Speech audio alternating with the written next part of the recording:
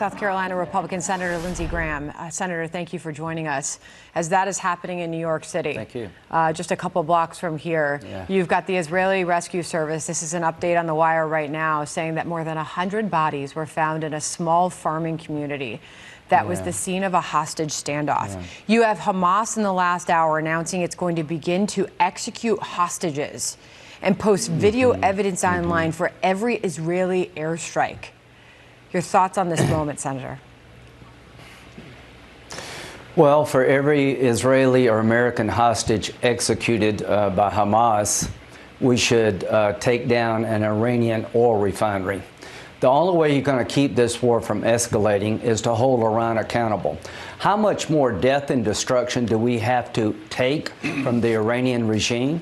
I am confident this was planned and funded by the Iranians. Hamas is a bunch of animals who deserve to be treated like animals. So if I was Israel, I would go in on the ground. There is no truce to be had here. I would dismantle Hamas. This is the best opportunity Israel has to destroy Hamas. Take it to the Iranians. If you harm one American in Syria by using your Iranian militia against us in Syria, if you escalate the war by urging Hezbollah to attack Israel in the north, if Hamas kills one American or Israeli hostage, we're going to blow up your oil refineries and put you out of business. It is now time to take the war to the Ayatollah's backyard. Senator, I want to get your reaction to this because I think you probably will have a strong reaction to it. This is further to the headline that came out a little while ago about Hamas now saying it's open to negotiations. According to Reuters, let me read this here off the wire. A senior Hamas official said the group is open to discussions over a possible truce with Israel, having, quote, achieved its targets.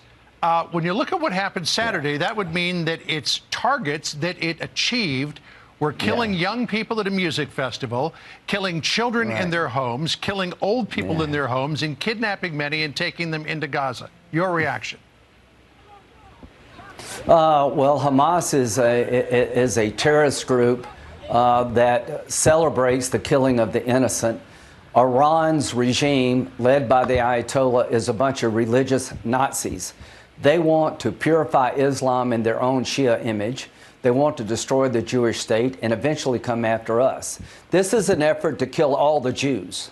The last time this happened was Adolf Hitler. The world was late to react. I'm urging the world to condemn Iran. I'm urging the Biden administration to cloak the White House tonight in the Israeli flag.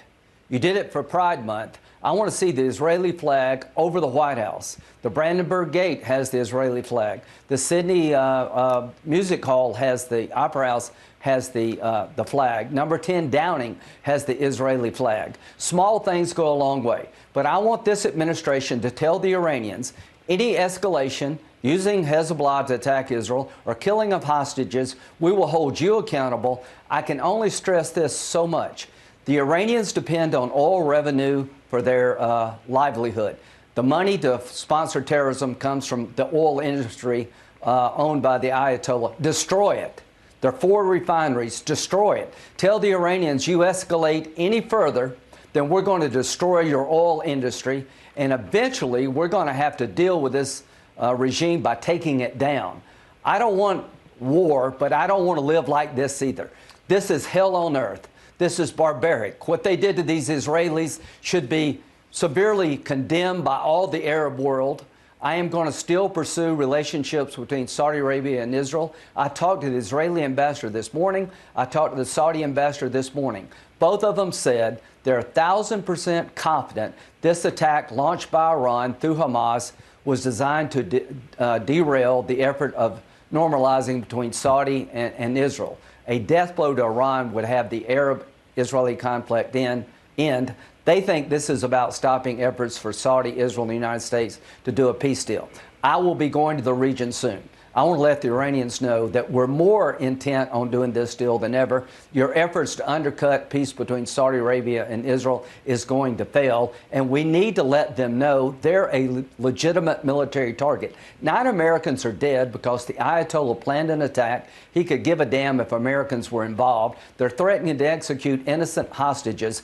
For God's sake, tell the Ayatollah, if you kill one hostage, you launch another attack by Hezbollah against Israel, we're going to blow your industry off the map, your oil industry.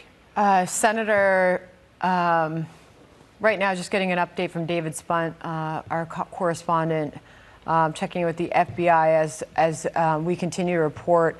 The FBI and DHS are constantly coordinating, currently see no credible threats to the U.S. homeland following the terrorist attacks in Israel and the rhetoric that we have seen over the weekend and those continued protests on the ground just a couple of blocks from here. Yeah. Senator, the Wall Street Journal editorial board writes this morning on the assault on America's closest Middle East ally, a warning about how dangerous the world is becoming.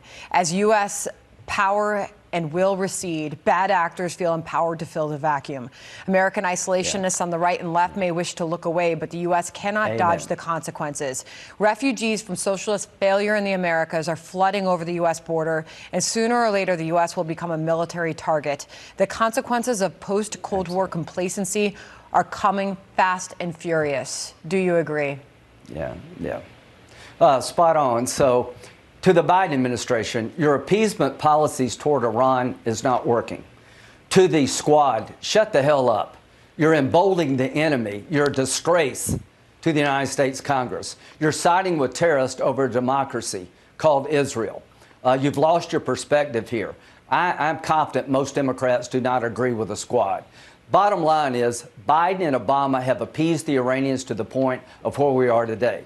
If you pull the plug on Ukraine and let Putin get away with this, he will not stop. We will be in a war between NATO and Russia. We have a chance to reset the world here. Defeat Putin in the Ukraine, dismantle Hamas now, and tell the Iranians, if you escalate any more attacks coming from Iran, we're coming after you. Anything short of that is going to lead to an invasion of Taiwan by China. We live in very dangerous times. The Biden administration's approach to Iran is about as successful as their border policy. We're exposed to a major terrorist attack by an open border. We're exposed to escalation if we don't tell the Iranians quickly, stand down. Yeah. Senator, good to have you on the program today. Thank you so much for your thoughts. Appreciate it. We'll see you again soon. All right. Thank you. Thank you, All right.